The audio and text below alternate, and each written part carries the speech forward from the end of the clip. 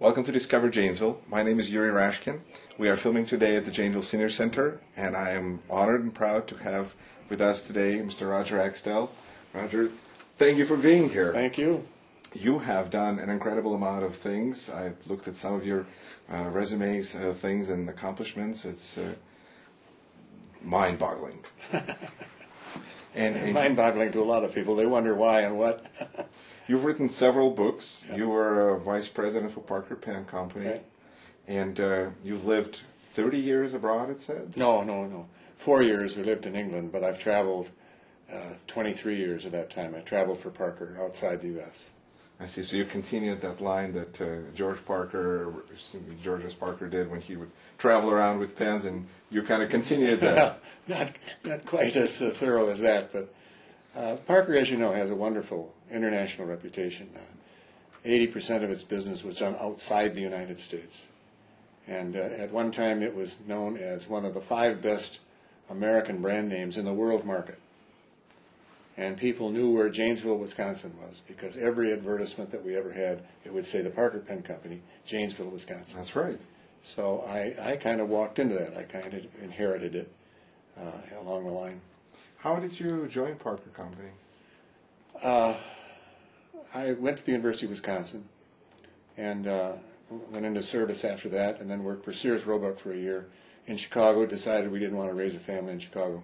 My mentor was at the University of Wisconsin in journalism and public relations, and he'd written a book with the public relations manager of the Parker Pen Company, a textbook. It was the first textbook in public relations. And he heard they were looking for a brand new startup employee in public relations, and I thought, well, I knew Janesville, and I knew something about Parker, and I thought that'd be a great place to live. So this is now over 50 years ago. This is 1956.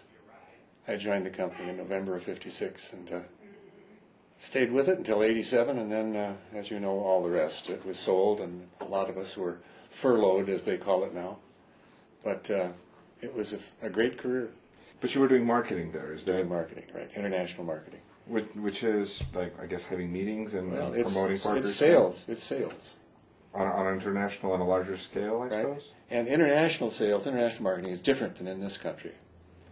There are 2 basic cultures in the world. There's the deal-focused culture. That's the United States, Central Europe, Canada, and so on. And that says time is money. You go over, you don't waste any time visiting museums. You get right down to business. You help them with their problems. You help them want to buy your product, and then you go to the next market. And you go on and on. That's deal-focused. The rest of the world, the Far East, the Middle East, Latin America, are relationship-focused. They work with you on the basis of a person-to-person relationship. They want empathy. They want integrity. They want to be able to trust you. And it takes a long time for that to build up.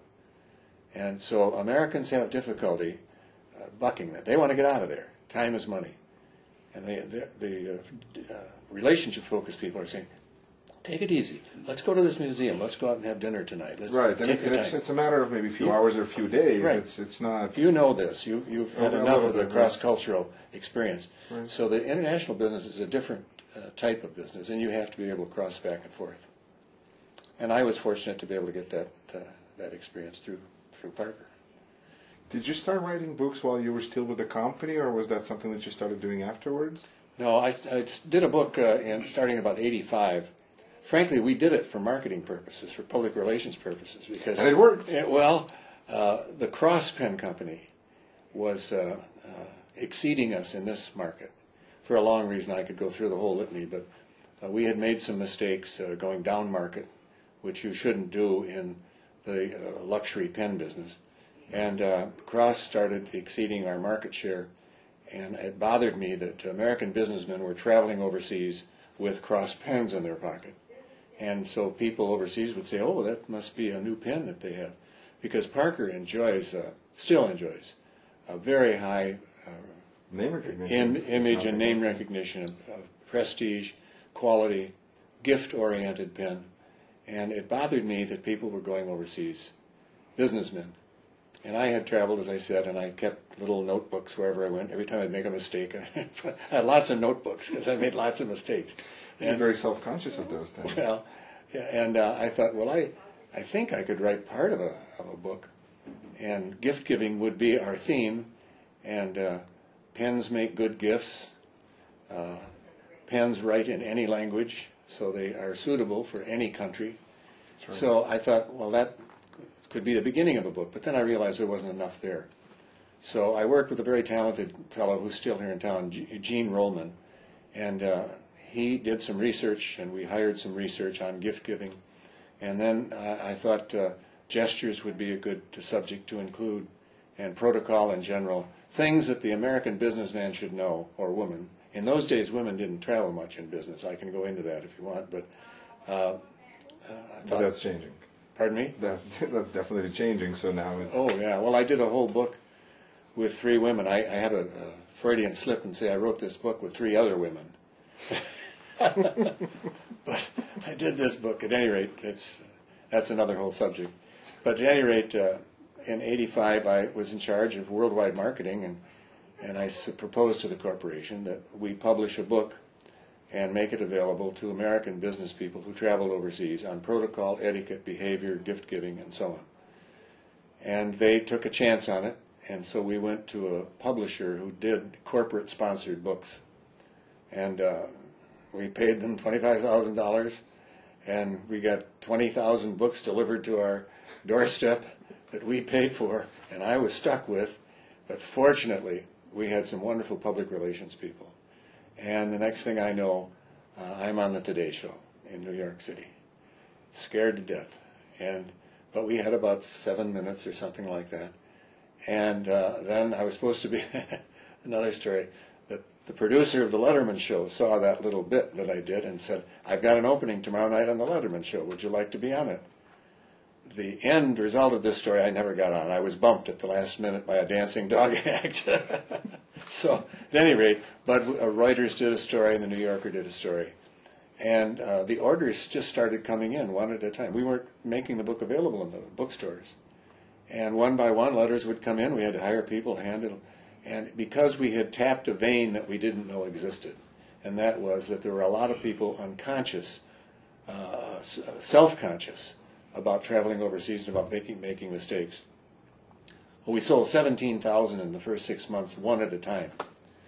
This was before Amazon? This is before Internet? No, it was just letters that came in. This was back in 85, 86, 87. And so we sold the rights then to a book distributing publisher, John Wiley and Son, who have been my publishers. And they went on, and to make a long story short, that book is now in its 3rd edition. I helped write the 2nd and 3rd editions too, and it's been translated into 6 different languages. It's up to 400,000 books, maybe more. They don't keep me informed anymore. And to show you what a smart as long as they keep sending the checks, you know. Well, there's the kick. There's the rub. I'll show you what a smart businessman I am. I don't own that book. That book is owned by the Parker Pen Company that was later sold to Gillette. So there's some guy out in Boston, the Gillette Company, who's collecting my royalties. But it was a great experience, and I was paid by Parker at the time. So it was a very fortunate thing. And after the company was sold, I thought, well, what am I going to do?